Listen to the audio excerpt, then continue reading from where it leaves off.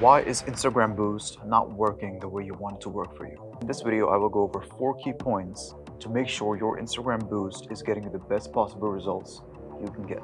Now, before I start this video, I want to make sure that we understand that Instagram Boost is a very consumer-based and very basic tool for marketing.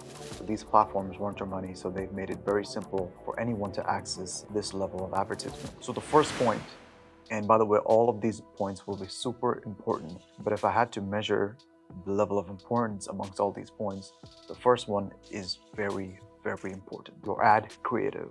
Now, for some of you who don't know what an ad creative is, it's basically your video or the photo you use to promote. So guys, I want you guys to understand the importance of an ad creative. If you're just picking a random video, or the video is not constructed properly, or even if the photo doesn't have enough information in it, the ad could be perfectly set up, but it won't work.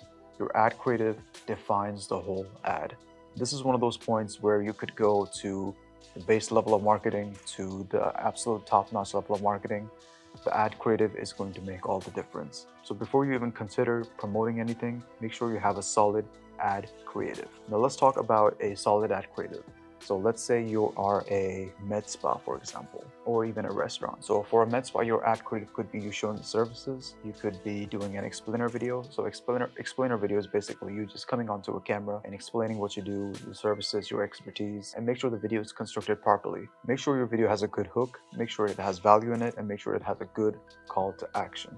I'll be making another video in the future where I step-by-step explain how to make a good ad creative, or you can just go to my Instagram profile and see how I make my other ads. And I've already talked about this before in my Instagram page, so go ahead and check it out. But however, that's point number one. Make sure you have your ad creative set up right. If you don't, then don't even bother advertising, because you're just going to be throwing money. And also, if I had to pick and choose between a photo and a video, I would always choose video, because video kind of shows that personality side. A photo is just a static post. It doesn't really work well unless you're already a celebrity, but videos typically perform way better than photos. So video, ad creative, make sure it has a good hook and a value portion. Then you have yourself a solid ad creative. So point number two, who are you targeting? Now, Instagram Boost has, some basic features, as in a certain mile radius. You can choose the locations or countries you want to target, and also specific interest. And it doesn't have detailed demographics options, but it's good enough. So again, if you're a med spa or a restaurant, you don't want to be targeting worldwide or places in other countries, especially if business is your main interest. So what you want to do is click on local and only target around 10 to 15 miles from your place. 10 to 15 miles is big enough, because what you'll notice is if you do 20 miles plus and you get messages, people living 20 plus miles away from you, you'll get messages like, you guys are too far, you guys are too this, and then those are just wasted money. You won't get their business anyways. So make sure when you, especially as a local business, target only at a 10 to 15 mile radius, especially if you're a walk-in business. So the age range is something important as well. If you're a restaurant who has an above average priced menu, I would price it in a way that you know that this type of demographic will buy from me. Now, I won't niche it down way too much. You still want to give Instagram Boost a little bit of breathing room, but if you do only 24 to 28 age range, that's too specific. You need to go at least 20 to, I would say, 64-ish. So that's a big enough range where Instagram by itself can decide which type of person is interacting with your post the most, or which type of person is messaging you and being interested in your services, because these algorithms are very smart. You need to make sure you give them enough data to actually do their job. If you niche it down way too much, it'll try to make it work, but it won't work as effective. You'll just be noticing that your cost per message or your cost per lead or sign up or whatever the call to action is going to be way higher than if you just kind of leave it a little bit broad. Don't leave it too broad, because you don't want random people to message you, because of what I've noticed is, and this is especially for Facebook, if you market it too broad on Facebook, you'll just get a lot of missteps, especially from some older folks. And I hate to say it, but they just kind of click it sometimes and they start calling you. They don't know what they're doing with the ad. So niche it down, but not too much, because you might see weird results. So just find a good middle ground. Not too specific, but not too broad.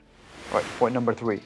And this is a point which nobody does. Let's say you have the ad creative figured out, and let's say you already know what your target audience is. If you're not doing this third point, then you're not going to see results.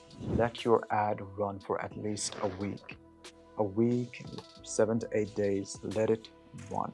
give it enough budget and give it enough time to actually find out who, like this goes back to point number 2 as well, give it enough time to make sure Instagram has enough time to go out and see which type of people interact with your ad, because it doesn't have enough time to interact with your ad. If you only give it like 4 days with $5 a day, it's not going to perform at all. Like again, if you could have the perfect ad creative and you can already know who you're targeting, but it's not going to perform because it doesn't have the data to perform. I hope that makes sense. So let it run for at least a week, and then after that decide if the ad is worth it or not. Spend $10 a day on minimum. Do not spend less than $10. Think of it this way, if you're going to be spending less than $10 anyways, you're not going to get results. So might as well spend more and get some sort of testing done. So yeah, that's point number 3, very, very crucial, very, very important. Make sure you're letting it run for a week. Now point number 4, analyze the performance. So ad creative done, targeting done, you've let it run for at least a week. How was the performance? Analyze the performance. Did it do well? So I want to make sure every dollar you spend has a good use to it. So analyze the performance after each week. Is this ad doing well? Does this ad have enough potential? So let's say after a week or 2 of testing, generally I recommend a week, but some ads do require a week or 2. But let's say after a week or 2 of testing, you do get some leads and they're strong leads and you think you might be able to convert them later on, or they just walk into your med spa or restaurants. So if you see if it's working, I would just put more money into it because it's already working. It's a good ad creative, good demographic, everything's working, just put more money into it.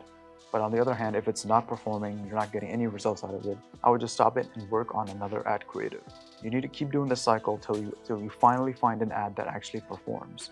Now, the good thing about this is the more ads you do and the more time you spend on this, the more information you have. That's why point number 4 is very important. Analyzing the performance is going to give you the information you need to run better ads in the future. Because I've seen this happen a lot of time where people, whenever they click on Boost, it's like they're doing it for the first time. They don't have the information of what they're going to do with the previous ads, and they don't have information of what they're going to do with the future ads. So data is very important, guys. Make sure you're keeping track of which campaigns work and which don't. Now, these are the 4 points, and I guarantee you, if you follow these 4 points, you will get results. And another tip I want to mention, and take this as a bonus tip. So once you found your killer ad, don't just sit back and relax. Start working on another ad creative, because that one will have a short lifespan. Sure, it's going to last like a month or 2 if it is a good ad creative. Make sure you have a secondary campaign ready. Just because the first one is working doesn't mean you have to stop on the campaigns. All right, that's all I have for you in today's video. If you liked it, make sure to subscribe to the channel and go follow my Instagram page because I'm super active there. And if you have any questions, I can easily answer you over there. And yeah, I'll see you next week.